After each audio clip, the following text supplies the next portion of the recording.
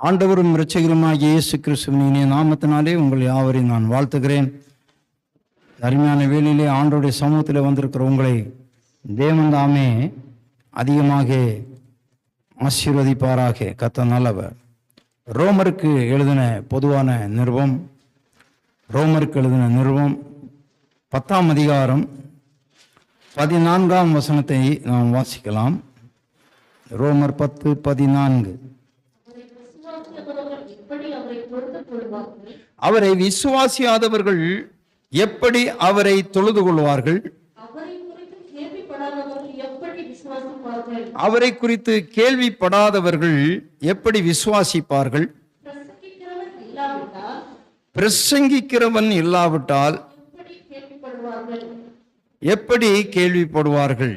இந்த நாள் செய்தியின் தலைப்பு எப்படி பிரசங்கிக்க வேண்டும் என்று சொல்லி உள்ள தலைப்பில் நாம் பார்க்கலாம். தொடர்ந்து நாம் வாசிக்கலாம். 15ஆம் வசனம் கூட நாம் முன்னாலே வாசித்தோம். பிரசங்கிக்கிறவன் இல்லாவிட்டால் எப்படி கேள்விப்படுவார்கள்? அனுப்பப்படாவிட்டால் எப்படி பிரசங்கிப்பார்கள்? சமாதானத்தை கூறி நற்காரியங்களை சுவிசேஷமாய் அறிவிக்கிறவருடைய பாதங்கள் எவ்வளவு அழகானவைகள் என்று எழுதியிருக்கிறதே. அல்லேலூயா சொல்லலாமா? இங்கே அனுப்பப்படாவிட்டால் எப்படி பிரசங்கிப்பார்கள் என்று. எனவே பிரசங்கிக்கிறதான மக்கள் கவனிக்க வேண்டிய காரியங்கள், தேவன் அனுப்பாவிட்டால் போய் பிரசங்கிக்க கூடாது. ஆமா, தேவன் அனுப்ப வேண்டும். நான் அநேக இடங்களிலே பார்த்திருக்கிறேன். அநேகர் என்னிடத்தில் சொல்வார்கள், எனக்கு ஒரு பிரசங்கத்துக்கு வாய்ப்பு கொடுங்கள் என்று சொல்வார்கள். அதுபோல் அநேகர் சொல்வார்கள், எங்களை பயன்படுத்துங்க, நான் பிரசங்கிக்கிறேன் என்று சொல்வார்கள். சோதரம், இங்கே வேதம் சொல்லுகிறது, அனுப்பப்படாவிட்டால் எப்படி பிரசங்கிப்பார்கள்? ஆண்டவர் அனுப்ப வேண்டும். நம்மவா போய் பிரசங்கிக்கிறதில்ல. ஆண்டவர் அனுப்பி அந்த சுவிசேஷத்தை நாம் பிரசங்கிக்க வேண்டுமா? இல்லையா சொல்லலாமா? இந்த பிரசங்கிக்கிற ஒரு வேலை இது தேவனுடைய கட்டளையாக இருக்கிறது. மத்தேயு 28ஆம் அதிகாரம் 18 வாசிக்கலாம். அப்பொழுது இயேசு சமீபத்தில் வந்து அவர்களை நோக்கி, வானத்திலும் பூமியிலும் சகல அதிகாரமும் எனக்கு கொடுக்கப்பட்டிருக்கிறது. ஆகையால் நீங்கள் புறப்பட்டு போய் சீஷராக்கி பிதா, குமாரன், பரிசுத்தாவின் நாமத்திலே கொடுத்து, நான் உங்களுக்கு கட்டளையிட்ட யாவையும் கைக்கொள்ளும்படி, நான் உங்களுக்கு கட்டளையிட்ட யாவையும் அவர்கள் கைக்கொள்ளும்படி அவர்களுக்கு உபதேசம் பண்ணுங்கள். உபதேசத்தினுடைய முக்கிய பொருள், அந்த உபதேசத்தை மக்கள் கை கொள்ள வேண்டும். ஆமென், சோத்திரம். இன்றைக்கு நூதனமான பிரசங்கங்கள் மலிந்து போய் கிடக்கிறது. எல்லாம் செழிப்பின் உபதேசங்கள், எல்லாம் செழிப்பு. ஆமாம், நான் இப்படி செய்வேன், நான் அப்படி செய்வேன், உங்களை உயர்த்துவேன், உங்களை ஆசீர்வேன், எல்லாம் உண்மைதான். அதற்கு முன்பதாக கட்டளை இருக்கு, கட்டளை செய்யணும். நான் உங்களுக்கு கட்டளையிட்ட யாவையும் நீங்கள் கை கொள்ளும் போதுதான் ஆசீர்வாதம் உண்டாகும். எனவே பிரசங்கிக்கிறவர்கள் இன்றைக்கு நயமான பிரசங்கங்களை உலகத்திலே பண்ணி கொண்டிருக்கிறார்கள். கவனமாக இருக்க வேண்டும். ஆமென், சோத்திரம். கர்த்தர் நல்லவராய் இருக்கிறார். பிரசங்கின் புஸ்தகம் 12ஆம் அதிகாரம் 8ஆம் வசனத்திலே அங்கே சாலோமன் இப்படியாக சொல்லுவார், வாசியுங்கள். மாயை மாயை, எல்லாம் மாயை என்று பிரசங்கி சொல்லுகிறான். ஆமா, பிரசங்கி என்ன சொல்லணும்? ஏயா எல்லாம் மாயையான். இப்போ எல்லாரும் அப்படி மாயை பற்றி பேசவே மாட்டாங்க. உங்களுக்கு கொடுப்பா, நீங்கள் போவீங்க, மேலே வருவீங்க, அப்படி பண்ணுவீங்க, இப்படி பண்ணுவீங்க, வானத்தில் பறப்பீங்க, இதெல்லாம் மாயைன்னு சொல்லி கொடுக்க மாட்டேங்கிறாங்க. பிரசங்கியினுடைய வேலை என்ன? இந்த உலகத்தில் இருக்கிறதெல்லாம் மாயை, நீ மாயையை பின்பற்றாதே, நீ நித்தியத்தை பின்பற்ற. இதுதான் பிரசங்கிக்க வேண்டியவருடைய அந்த சுவாரஸ்யம். ஆமென், சோதரம். கர்த்தர் நல்லவராக இருக்கிறார். பிரியமான தேவனுடைய பிள்ளைகளே, பிரசங்கிக்கணும், பிரசங்கிக்கணும். சோதரம். ஆமென். மீகா தீர்க்கதரிசியின் புஸ்தகம் 2ஆம் அதிகாரம் 11ஆம் வசனம் வாசிங்க. அருமையான ஒரு வசனம் இருக்கு. எப்படி போய் மனம் போகிற போக்கின்படி போய் போய் அபத்தமானதை உரைக்கிற ஒருவன் திராட்சரசத்தையும் மதுபானத்தையும் குறித்து நான் உனக்கு பிரசங்கிப்பேன் என்றால் அவனே இந்த ஜனத்துக்கு எந்த பிரசங்கியாய் இருப்பான். மனம் போகிற போக்கிலே போய், எப்படி போய் மனம் போற போக்கில் போய் அபத்தமானதை உரைக்கிற ஒருவன். நல்லது பேச மாட்டானா? சில பிரசங்க எப்படி என்ன பேச மாட்டாங்க? மனம் போகிற போக்கில் போய் அபத்தமானதை உரைக்கிறவங்க. அப்படின்னா கெட்டதை பிரசங்கிக்கிறோம். திராட்சப்பழத்தையும் மதுபானத்தையும் குறித்து நான் உங்களுக்கு பிரசங்கிப்பேனால் அவனே ஜனத்துக்கு ஏற்ற பிரசங்கி. அல்லையா சொல்லலாமா? நீ குடிக்கலாம், வெறிக்கலாம், எப்படி வேணுமனா இருக்கலாம் அப்படின்னு சொல்லி பிரசங்கி தானா ஜனத்துக்கு ஏற்ற பிரசங்கி. அல்லையா சொல்லலாமா? இதை செய்யாதே அதை செய்யாதேன்னு சொன்னால் அந்த பிரசங்கி சரியில்லாத பிரசங்கி. சோதரம் ஜனத்துக்கு ஏற்ற பிரசங்கி. ஜனங்கள் எல்லாம் இன்றைக்கு களியாட்டு, மதுபானம், சிற்றின்பம் இதைத்தான் அதிகமாக விரும்புகிறாங்க. அதுக்கேற்ற பிரசங்கிகள் எல்லாம் உலகத்தில் இருக்கிறாங்களாம். இல்லையா சொல்லலாமா? ஆமேன். இன்னொரு பிரசங்கத்தை கேட்டிங்கன்னா இன்னும் அதிகமாக வேடிக்கையாக இருக்கும். அப்போஸ்தலர் 12ஆம் அதிகாரம் 21ஆம் வசனத்தை வாசிங்க. குறித்த நாளிலே ஏரோது ராஜ வஸ்திரம் தரித்து கொண்டு சிங்காசனத்தின் மேல் உட்கார்ந்து அவர்களுக்கு பிரசங்கம் பண்ணினான். அப்பொழுது ஜனங்கள், அப்பா இது மனுஷ சத்தமே இல்லை, இது என்ன சத்தம்? அப்போ தேவ சத்தம். யாரு பிரசங்கித்தது? ஏரோது ராஜா குறித்த நாளிலே அவன் ராஜ வஸ்திரம் தரித்து கொண்டு அவன் சிங்காசனத்தில் உட்கார்ந்துக்கிட்டு மக்களுக்கு பிரசங்கம் பண்றான். ஜனங்க எல்லாம் சொல்றாங்க, ஐயோ இது மனுஷ சத்தம் இல்லை, இது என்ன சத்தம்? தேவ சத்தம். சிலர் பிரசங்கிக்கும் போது அப்படியே தேன் ஒழுகிற மாதிரி தான் இருக்கும். அப்படியே தேவனே இறங்கி வந்து அப்படியே பிரசங்கிக்கிற மாதிரியே இருக்கும். ஆமாம், அவங்க பிரசங்கத்தை கேட்டீங்கன்னா, அப்பா இந்த டேவிட் பிரதரும் பிரசங்கம் பண்ணிட்டு இருக்கிறாரு, எப்போ பாரு பரிசுத்தம், ஒழுங்காக இருக்கணும், பரிசுத்தமாக இருக்கணும், தேவனுக்கு. இவன் சிங்காசனத்தின் மேல் உட்கார்ந்து அவளுக்கு பிரசங்கம் பண்ணான். ஜனங்கள் சொல்றாங்க, இது மனுஷ சத்தம் இல்லையா, இது யார் சத்தம்? தேவ சத்தம். அடுத்த வசனம் இருக்கு, வாசிங்க. அவன் தேவனுக்கு மகிமையை செலுத்தாதபடினாலே உடனே கர்த்தருடைய தூதன் அவனை அடித்தான். எப்படி சத்தானா? புழுத்து சத்தானா? அடிச்ச அடியில. மனுஷ சத்தம் எப்படி கேட்டுதான் உங்களுக்கு? தேவ சத்தம் போல கேட்டுதான். அல்லையா சொல்லலாமா? ஆமென். ஆண்டவர் நல்லவராக இருக்கிறார். பிரியமான தேவனுடைய பிள்ளைகளே, கவனமாக இருக்க வேண்டும், கவனமாக இருக்க வேண்டும். சரி, நாம் எப்படிப்பட்ட சத்தங்களை கேட்க வேண்டும் என்று சொல்லி ஆண்டவர் எப்படி பிரசங்கித்தார், பரிசுத்தவான்கள் எப்படி பிரசங்கித்தார்கள் என்று சொல்லி ஒரு சில வசனத்தை பார்க்கலாம். மத்தேயு 9ஆம் அதிகாரம் 35ஆம் வசனத்தை வாசியுங்கள். மத்தேயு 9:35.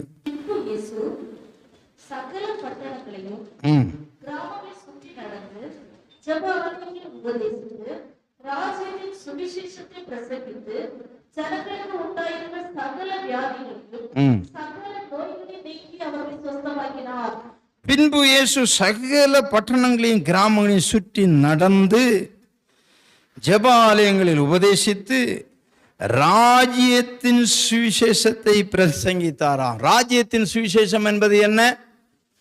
பரலோக ராஜ்யத்தை குறித்து பிரசங்கிக்கணுமா? ஆமா, இயேசு பிரசங்கிக்கும் போது பரலோக ராஜ்யத்தை குறித்து பிரசங்கித்தார். யோவான் பிரசங்கிக்கும் போது மனம் திரும்புங்கள், பரலோக ராஜ்யம் சமீபத்திருக்கிறது என்று பிரசங்கித்தார். இன்னைக்கு பரலோக ராஜ்யத்துக்கு போகக்கூடிய பிரசங்கங்கள் இல்லை உலகத்தில். எல்லாம் இந்த உலகத்தில் மாடி கட்டுறது தான். நீ பல மாடி கட்டுவ, நீ ஹெலிகாப்டர் வாங்குவ, நீ பிளைன் வாங்குவ, நீ பறந்துட்டே இருப்ப. இந்த உபதேசங்கள் தான். ஆமா, ராஜ்யத்துக்கு அடுத்த உபதேசம் கிடையாது. பரலோக ராஜ்யத்துக்கு அடுத்த அந்த உபதேசத்தை இன்றைக்கு பண்ணுவதற்கு ஆள் இல்லை. ஆமென். அப்படி பிரசங்கித்து ஜனங்களுக்கு உண்டாயிருந்த சகல வியாதியை நோய்களை நீக்கி அவர்களை சொஸ்தமாக்கினார். ஆமென். அவர் திரளான ஜனங்களை கண்டபொழுது அவர்கள் என்ன இல்லாத ஆடுகளை போல இருந்தாங்களாம், மேய்ப்பன் இல்லாத ஆடுகளைப் போல தோய்ந்து போனவர்களும் சிதறடிக்கப்பட்டவர்களுமாய் இருந்தார்கள். அவர்கள் மேல் மனது உருகினார். அவர்கள் மேல் என்ன உருகினாராம்? மனது உருகினாராம். இவங்க எப்படி இருந்தாங்களாம்? மேய்ப்பன் இல்லாத ஆடுகளைப் போல. அந்த ஆடுகளை போல எப்படி இருக்கிறாங்க? தோய்ந்து போனவர்களும் சிதறப்பட்டவர்களுமா இருக்கிறபடினால் அவர்கள் மேலே ஆண்டவர் மனது. ஆண்டவர் மனது, அப்பா இந்த ஜனங்க எல்லாம் எதுக்கு பின்னால ஓடுது அப்படின்னு ஆண்டவர் மனதுருகிறார். கவனமாயிருங்க. இன்னைக்கு மேய்ப்பன் இல்லாத ஆடுகளாக சுற்றி கொண்டிருக்கிற ஆடுகள் இருக்கிறது. கவனமாக இருக்க வேண்டும். நல்ல மேய்ப்பன் கிட்ட என்ன இருக்கணுமா? அடங்கி இருக்கணுமா? அல்லேலூயா சொல்லலாமா? சோத்திரம். கர்த்தரை சோதரிக்கலாமா? ஆமா. இந்த உபதேசம் கொஞ்சம் கடினமாக தான் இருக்கும். வாசிங்க 36.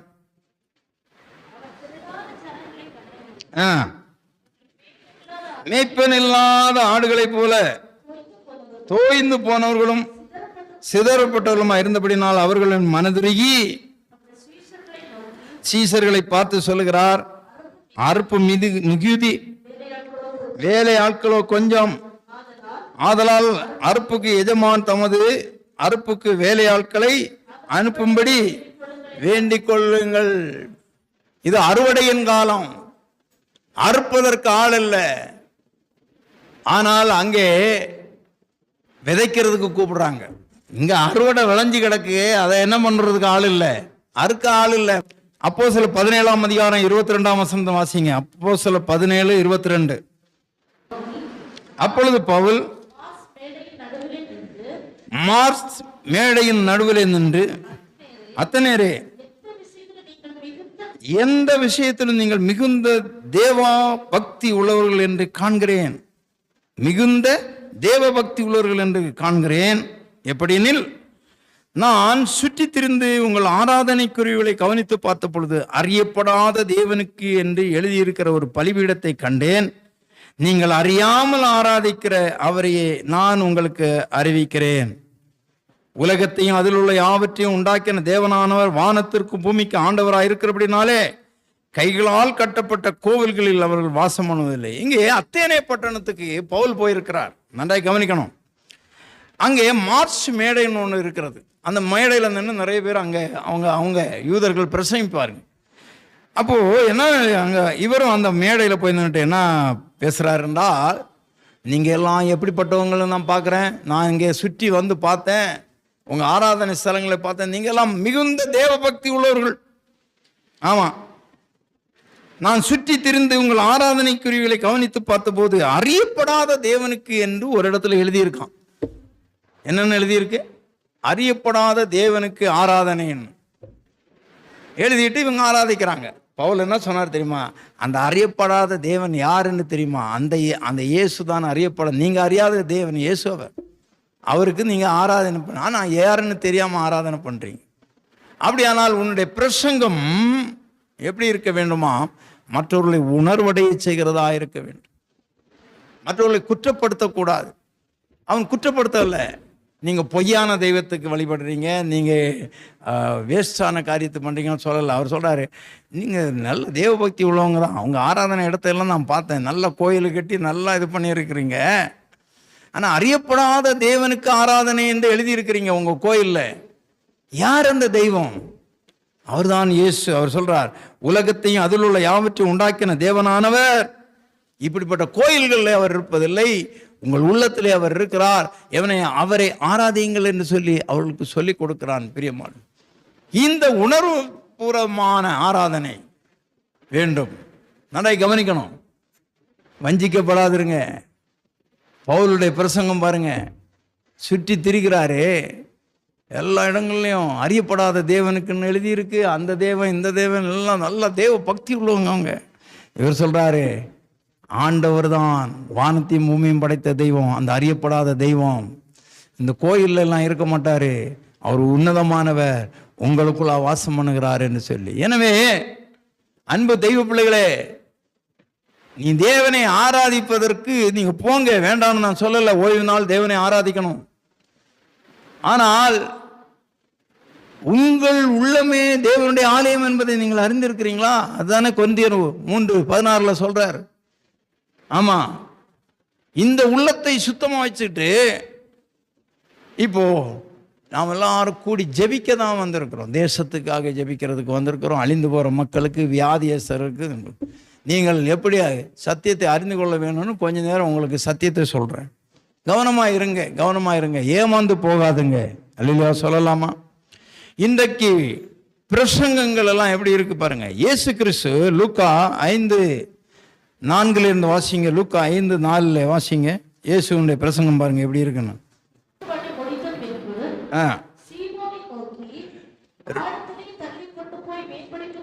அதுக்கு முந்தின வசனத்தை வாசிங்க. அப்பொழுது இயேசு எதுல ஏறினாராம்? படகுகளில் ஒன்றின் மேலே ஏறினார். அது சீமோனுடையதா இருந்தது. அது கரையிலிருந்து சற்றே தள்ளும்படி அவர் கேட்டுக்கொண்டு அந்த படவில் மேலே உட்கார்ந்து ஜனங்களுக்கு போதகம் பண்ணினார். யாரு?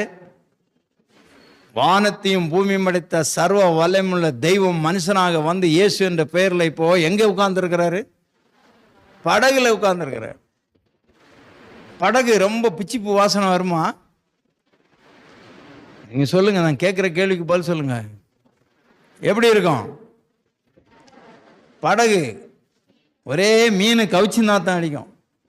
அதுல ஏறி உட்காந்து கொஞ்சம் தள்ளப்பா, கரையில இருந்து கொஞ்சம் தள்ளு, கொஞ்சம் தண்ணியில் ஆடி ஆடி நான் பிரசங்கம் பண்றேன். பார்த்தீங்களா? ஆண்டவர் கூட ஆடி ஆடி பிரசங்கம் பண்ணி கேட்டிருக்கு. எதுல மேலே உட்கார்ந்தாராம்? படகுல மேலே. இயேசுவுக்கு படகு எது? எது பிரசங்க மேடை? எது? படகு. படகு. ஆமா, கரையில மக்கள் நிற்கிறாரு. அதனாலதான் அவர் சொன்னார் கொஞ்சம் தள்ளி தண்ணியில விடப்பா. நான் தண்ணியில நின்றுனா இது என்ன பண்ணுது? வலை அடிச்சது.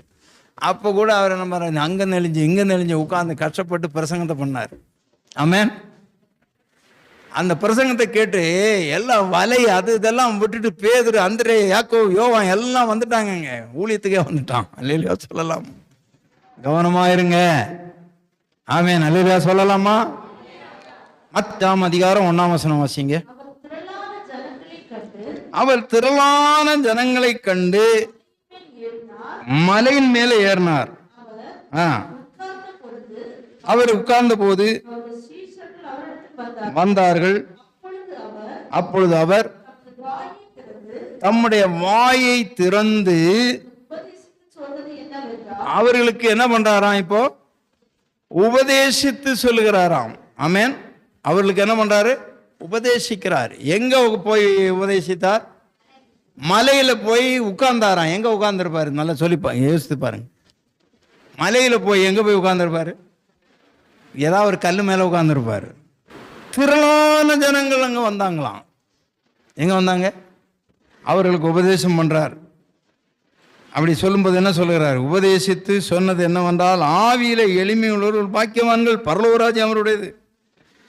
துயரப்படுகிற பாக்கியவான்கள் ஆறுதல் அடைவார்கள். இதெல்லாம் அந்த மலை பிரசங்கம்னு சொல்லுவாங்க. சாந்தமுள்ள குணமுள்ளவர்கள் பாக்கியவான்கள், அவர்கள் பூமியை சுதந்திரித்துக் கொள்வார்கள். நீதியின் மேல் பசிவதாக உள்ளவர்கள் பாக்கியவான்கள், திருப்தி அடைவார்கள். இரக்கம் உள்ளவர்கள் பாக்கியவான்கள், இரக்கம் பெறுவார்கள். இருதயத்தில் சுத்தம் உள்ளவர் பாக்கியவான்கள், சமாதானம் பண்ணுகிறவர்கள் பாக்கியவான்கள். இப்படிதான் சொன்னாரே தவிர, கொடுக்கிறவன் பாக்கியவான், உன் சொத்தை வித்து கொண்டு கொடு, உன் பேங்க்ல இருக்கிறதெல்லாம் கொண்டு வந்து கொடு, மலையில கொண்டு போய் வச்சுட்டு பிரெயின் வாஷ் பண்ணி மொத்த பணத்தையும் கொள்ளையடிச்சுட்டா போனார் அவரு. 8ஆம் அதிகாரம் மத்தேயு 3:1 வாசிங்க. அந்நாட்களில் யோவான் ஸ்நானகன் யூதேயா வனாந்திரத்திலே வந்து, மனம் திரும்புங்கள், பரலோக ராஜ்யம் சமீபித்திருக்கிறது பிரசங்கம் பண்ணினான். கர்த்தருக்கு வழியை ஆயத்தம் பண்ணுங்க,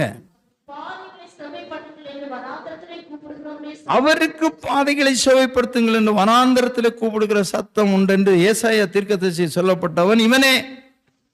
இவன் எப்படி இருந்தானா? இந்த யோவான் ஒட்டகமயிர் உடையை தரித்து தன் அறையிலே வார்க்கச்சையை கட்டி கொண்டிருந்தான். வெட்டுக்கிளியும் காட்டுத்தேனும் அவனுக்கு ஆகாரமாயிருந்தது. வெட்டுக்கிளின்னா அந்த பயிர்களை மேற வெட்டுக்கிளின்னு நினைச்சிடாதுங்க. அது ஒரு காய், அது ஒரு அவரைக்காய் மாதிரி இருக்கும். நான் எருசலேம் போயிட்டு வரும்போது வெட்டுக்கிளி காயை கொண்டு வந்தேன். இங்கே காட்டினா தெரில, எங்களுடைய சபையில் காட்டினேன். அவரைக்காய் இருக்குல்ல, பட்டையாக இருக்கும், நீளமாக, அது மாதிரி தான் இருக்கும். அதுதான் வெட்டுக்கிளி. அந்த காயும் அந்த பழத்தையும் அவன் சாப்பிட்டு, அதுக்கு பேர் வெட்டுக்கிளி. அது பார்த்திங்கன்னா அப்படி ஒரு வளைவாக இருக்கும், வெட்டுக்கிளி மாதிரி. அதுவும் காட்டுத்தேனியும் சாப்பிட்டுட்டு அவன் உயிர் வாழ்ந்து ஒட்டகமயிர் உடையை தரித்தவனாக. ஒட்டகமயிர் உடையணுன்னா அது சூட்டை தாங்கக்கூடியது, எந்த சூட்டையும் தாங்கும். அதை வந்துட்டு வனாந்திரத்தில் கூப்பிடுறான். இவனுடைய பிரசங்கம் எப்படியா இருக்கிறது நல்லா கவனிக்கணும். 3ஆம் வசனம், கர்த்தருக்கு வழியை ஆயத்தப்படுத்துங்கள்னு சொல்கிறான். அவருக்கு பாதையை செவ்வாய்ப்படுத்துங்கள். நல்லா கவனிங்க. கர்த்தருக்கு வழியை ஆயத்தப்படுத்துங்க, அவருக்கு வழியை செவ்வாய்ப்படுத்துங்க, அவர் வர்ற வழியை செவ்வாய்ப்படுத்துங்கன்னு சொல்கிறார். அவருக்கு என்ன பண்ணணுமா? வழியை ஆயத்தம் பண்ணு. இயேசு உன் வீட்டுக்கு வர்றதுக்கு உன் வாழ்க்கையின் வழியை ஆயத்தமாக்கு முதல்ல. ஆமாம், ஒருத்தன் வந்தான், 100க்கு அதிபதி. அவன் சொல்கிறான், எனக்கு வேலைக்காரங்க இருக்கிறாங்க, அவனும் இதை செய் அதை செய்யணும், உடனே செய்வான். ஆனால் நீர் என் வீட்டுக்கு வரந்தான் பாத்திரம் இல்லை, தன்னை தாழ்த்தினான். இப்போ இயேசுவன் வீட்டுக்கு வர்றதுக்கு முதல்ல உன் இதயத்தை திறந்து கொடு, வழியை ஆயத்தப்படுத்துன்னு சொல்கிறது அதுதான். உன்னை பரிசுத்தமாக காத்துக்கொள், அவருக்கு வழியை செவ்வாய்ப்படுத்து. முதல்ல செவ்வையாக வழியை உண்டாக்கு இயேசுவுக்கு. உன் வழியை, உன் இருதயத்தை முதல்ல சுத்தமாக வச்சிக்க, அப்போதான் அவர் வருவார். அதைத்தான் பிரசங்கம் பண்ணினான். புரிகிறதா உங்களுக்கு? இன்றைக்கு நூதனமான பிரசங்கங்கள் வளர்ந்து விட்டது, கவனமாயிருங்கள். அல்லேலூயா, சோத்திரம். பேதுரு அப்போஸ்தலர் நடவடிக்கைகளை பார்க்கும்போது 2ஆம் அதிகாரம் 14ஆம் வசனத்தை வாசிங்க. 2:14 அப்போஸ்தலர். அப்பொழுது பேதுரு 11 பேரோடு கூட எழுந்து நின்று அவர்களை நோக்கி உரத்த சத்தமாய், யூதர்களே, எருசலேமில் வாசம் பண்ணுகிற ஜனங்களே, அறிந்து கொள்ளுங்க, என் வார்த்தைக்கு செவி கொடுங்க. நீங்க நினைக்கிறபடி நாங்க வெறி கொண்டவர்கள் அல்ல. பொழுது விடிந்து 3ஆம் மணி நேரம் ஆகிறது. யோவேல் சொன்ன காரியங்கள் நிறைவேறுகிறது. 22ஆம் வசனம் வாசிங்க. இஸ்ரவேலரே, நான் சொல்லும் வார்த்தையை கேளுங்கள். நீங்கள் அறிந்திருக்கிறபடி இயேசு கிறிஸ்துவை கொண்டு தேவன் உங்களுக்குள்ளே பலத்த செய்கைகளையும் அற்புதங்களையும் அடையாளங்கள் நடப்பித்து அவைகளினாலே உங்களுக்கு வெளிப்படுத்தினா. இப்படி இருந்தும் ஆலோசனையின்படியே முன்னறிவின்படியையும் ஒப்பு கொடுக்கப்பட்ட இயேசு நீங்கள் பிடித்து அக்கிரமக்காரர் கையில் ஆணி எடுத்து சிலுவையில் ஆணி எடுத்து கொலை செய்தீங்க அப்படின்னு சொன்னாரு. இப்ப 41ஆம் வசனம் வாசிங்க. 41. அவனுடைய வார்த்தையை சந்தோஷமா ஏற்றுக்கொண்டவர்கள் எத்தனை பேர் ரட்சிக்கப்பட்டாங்களாம்? எத்தனை பேரு? 3000 பேர் ரட்சிக்கப்பட்டாங்க. புரிகிறதா உங்களுக்கு? 3000 பேர் ரட்சிக்கப்பட்டாங்க ஒரு பிரசங்கத்தில். அவன் எப்படி பிரசங்கம் பண்ணான்? நீங்க கொண்டு வந்து கொடுங்க, உங்களுக்கு இருக்கிறதெல்லாம் விட்டுட்டு வாங்க, நீங்க இப்படி கொடுங்க, இப்படி போடுங்க, உங்க பர்சில் இருக்கிறதெல்லாம் போடுங்க அப்படின்னு சொல்லல. அவன் அவருடைய பாவத்தை சுட்டி காட்டினான். பாவத்தை சுட்டி காட்டுற பிரசங்கங்கள் இன்றைக்கு இல்லை. கவனமா இருக்க வேண்டும் பிரியமான தேவனுடைய பிள்ளைகளே. 3000 பேர் ரட்சிக்கப்பட்டாங்க. 2 தீமோத்தேயு 4:2 வசனம் வாசிங்க. 2 தீமோத்தேயு 4:2. சமயம் வாய்க்குதோ வாய்க்கவில்லையோ நீங்க என்ன பண்ணணுமா? ஜாக்கிரதையா திருவசனத்தை பிரசங்கம் பண்ணுங்க. சமயம் கிடைச்சாலும் கிடைக்காட்டாலும் என்ன பண்ணுங்க? பிரசங்கம் பண்ணணுமா? அடுப்புல பாலை வச்சுக்கிட்டு வந்து கொண்டு கதை பேசுறது இல்ல. அக்கா தெரியுமா, அக்கா தெரியுமான்னு. என்னது அந்த வீட்டில் அப்படி பேசிக்கிறாங்க, அந்த வீட்டில் என்ன பேசினா உனக்கு? நான் அடுப்பில் பால் இருக்கு, முதல்ல போய் அதை ஒழுங்கா பாரு. நிறைய பேர் சமயம் வாய்க்குதோ வாய்க்கலையோ ஊரு கதையை பேசுறாங்க, பிரசங்கம் பண்றது கிடையாது. நீங்க என்ன பண்ணுங்க, யாரையா பார்த்தா அக்கா ஜெபம் பண்ணாக்கா கர்த்தர் உன்னை கைவிட மாட்டார் அப்படின்னு சொல்லிட்டு போயிட்டே இருங்க. அடுத்த வேலை பாரு, நான் பால் வச்சுட்டேன் அடுப்புல, ஆண்டவர் உன்னை கைவிடவே மாட்டாராக, கவலைப்படாதக்கான்னு சொல்லிட்டு போங்க. அதை விட்டுட்டு தெரியுமாக்கா தெரியுமா ஒருத்தன் பாரு அடிக்கடி அந்த வீட்டில் வந்து போகிறான். உனக்கு எதுக்கு அந்த வேலை? அவங்க அடிக்கடி ஏதாவது ஆன்லைனில் வாங்கியிருப்பாங்க, ஏதோ கொடுக்கல் வாங்கல் இருக்கு, அவன் வந்து போகிறான். உங்களுக்கு ஏன் அந்த கதை? இன்றைக்கு ஊர் கதையும் உலக கதையும் பேசுறதுல நிறைய பேர் இருக்கிறாங்க, தவிர பிரசங்கம் பண்ணுகிறாங்களா? இல்லை. சமயம் வாய்த்தாலும் வாய்க்கப்பட்டாலும் என்ன பண்ணணுமா? திருவசனத்தை சொல்லுங்க. அல்லேலூயா சொல்லலாமா? ஆமாம். 1 கொரிந்தியர் 9:27 வாசிங்க. 1 கொரிந்தியர் 9:27. மற்றவர்களுக்கு பிரசங்கம் பண்ணுகிற நான் தானே ஆகாதவனாய் போகாதபடிக்கு என் சரீரத்தை ஒடுக்கி கீழ்ப்படுத்துகிறேன். ஆமென். பிரசங்கிக்கிறவன் நானே ஆகாதவனாய் போயிடக்கூடாதான். நல்லா கவனிச்சுக்கிடுங்க. அதனால உன் சரீரத்தை என்ன பண்ணும்? ஒடுக்கி கீழ்ப்படுத்து. தேவனுக்கு வசனத்துக்கு கீழ்ப்படுத்தணும். ஆமா. அப்போஸ்தலர் 20:24 வாசிங்க. ஆகிலும் அவைகளில் ஒன்றையும் குறித்து நான் கவலைப்படேன், என் பிராணனையும் அருமையாக எண்ணேன், என் ஓட்டத்தை சந்தோஷத்தோட ஓடி முடிக்கவும் தேவனுடைய கிருபையின் சுவிசேஷத்தை பிரசங்கம் பண்ணும்படிக்கு கர்த்தராகிய இயேசுவிடத்திலே பெற்ற ஊழியத்தை நிறைவேற்ற விரும்புகிறேன். யாரிடத்தில் பெற்ற ஊழியம்? கர்த்தராகிய இயேசு கிறிஸ்துவிடத்தில் பெற்ற ஊழியம்.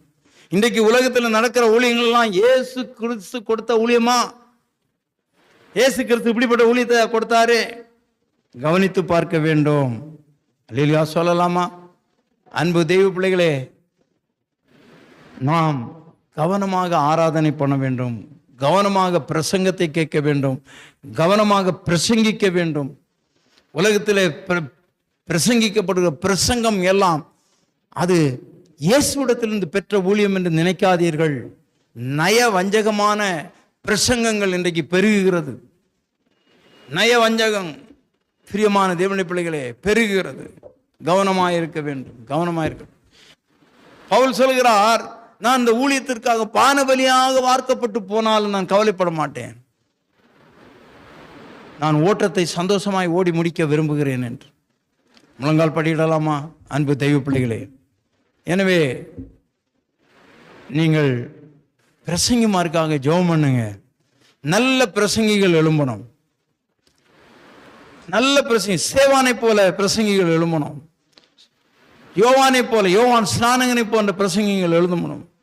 இயேசுவை போன்ற பிரசங்கிகள் எழும்பணும். படகு, நாத்தம் பிடித்த படகுல நின்று உட்கார்ந்து பிரசங்கம் பண்ணாரே, மலையில ஏறி ஒரு கல்லு மேல உட்கார்ந்து பிரசங்கம் பண்ணாரே. ஒரு நாள் அப்படி பிரசங்கம் பண்ணிட்டு அவர் வெளியே வரும்போது திரளான ஜனங்கள் சாப்பாடு கொடுங்கன்னு பந்தி பந்தியா உட்கார வச்சாங்க. அங்க என்ன சொல்லப்பட்டிருக்கிறது? அந்த பந்தியில உட்கார்ந்து சாப்பிட்டவங்க புருஷர்கள் எத்தனாயிரம் பேரு? 5000 பேர். அப்ப சிறிகள் இருந்திருப்பாங்க, வாலிபர்கள் இருந்திருப்பாங்க, சின்ன பிள்ளைங்க இருந்திருப்பாங்க. அப்போ அந்த மலையில பிரசங்கத்தை கேட்க போயிருக்கிறாங்களே. ரொம்ப கவனமா இருக்க வேண்டும். அன்றைக்கு இருந்த எழுப்புதல் எங்கே? அன்றைக்கு இருந்த ரட்சிப்பு எங்கே? இன்றைக்கு இருந்த மனம் திரும்புதல் எங்கே? இன்றைக்கு என்ன நடக்கிறது?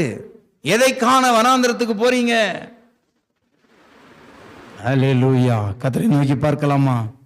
அவர்கள் அவரை நோக்கி பார்த்து பிரகாசம் அடைந்தார்கள். ஆமென். அவர்கள் அவரை நோக்கி பார்த்து பிரகாசம் அடைந்தார்கள். ஆமென். ஆண்டவரை நோக்கி பாருங்கள், அவருடைய அடிச்சுவடுகளை பின்பற்றுங்கள், அவருடைய அடிச்சுவடுகளை பின்பற்றுங்கள். ஹல்லேலூயா. ஒரு வசனம் இருக்கிறது பிரியமானே, மத்தேயு 3:10 வாசிங்க. இப்பொழுதே கோடாரியானது மரங்களின் வேர் அருகே வைக்கப்பட்டிருக்கிறது, ஆகையால் நல்ல கனி கொடாத மரங்கள் எல்லாம் வெட்டுண்டு அக்கினியிலே போடப்படும். நல்ல கனி கொடாத மரம் எல்லாம் வெட்டுண்டு அக்கினியிலே போடப்படும். நல்ல கனி கொடாத மரம் வெட்டப்பட்டுட்டே இருக்குது. நீங்க பேப்பர்ல பாருங்க, டிவியில பாருங்க, வெட்டப்பட்டுட்டே இருக்கு. கவனமா இருங்க. ஆண்டோடைய வசனம் ஒரு நாள் உங்களையும் என்னையும் நியாயம் தீர்க்கும். பிரசங்கிமாரை நியாயம் தீர்க்கும். கவனமா இருக்க வேண்டும். கர்த்தரை ஸ்தோத்திரிக்கலாமா? பரலோக பிதாவே மே ஸ்தோத்திரம். நீர் எங்களுக்கு கொடுக்கப்பட்டதான உத்தரவாதத்தை உண்மையும் உத்துவமாய் நாங்கள் நிறைவேற்ற கிருபை தாரும். ஆண்டவரே, பவுல் அப்படிதான் ஆண்டவரே சொல்லுகிறார். ஆண்டவரே, என் ஆண்டவர் அப்படிப்பட்ட உதவியை எங்களுக்கு செய்யும். யோவான் ஸ்நாகனவன் அப்படிப்பட்ட ஒரு காரியத்தை நிறைவேற்றி போனார். இயேசு சாதாரண மனிதனாக இருந்து ஒரு படவிலே ஒரு மலையிலே உட்கார்ந்து நீர் பிரசங்கம் பண்ணி கொண்டு போனீங்களப்பா. ஆண்டவர், உம்மை நாங்கள் பின்பற்றி வர கிருபை தாரும் ஆண்டவரே. பேதுரு ஒரே பிரசங்கத்துல 3000 பேர் ரசிக்கப்பட்டாங்களே அப்பா. ஆண்டவரே சோதரம், கிருபையாயிரும், கிருபையாயிரும். இன்னைக்கு 3000 பேர் இருக்கிற இடத்துல பிரசங்கம் பண்ணாலும் ஒரு ஆத்மா கூட ரசிக்கப்படலையே ஆண்டவரே. கர்த்தர் கிருபையா எங்கள் தேசத்துக்கு இறங்கும். சுவிசேஷத்தின் வாசல்கள் அடைபட்டு கொண்டிருக்கிறதப்பா. உண்மையான சத்தியம் சொல்லுகிறவர்கள் குறைந்து கொண்டு போகிறார்களே. கர்த்தர் உதவி செய்ய முடியாது. நாங்கள் ஜெபிக்கிறோம், பெரிய காரியங்கள் செய்ய. இயேசுவின் ஜெபிக்கிறோம் பிதாவே, ஆமென்.